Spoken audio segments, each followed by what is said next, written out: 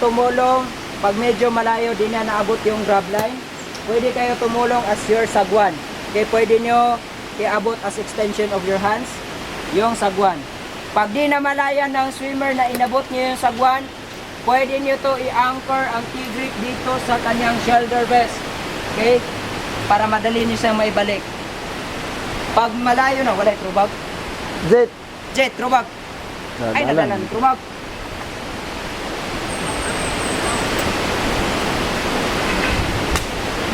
Pag malayo na kayo sa rock, ito yung rescue rope namin or throwback.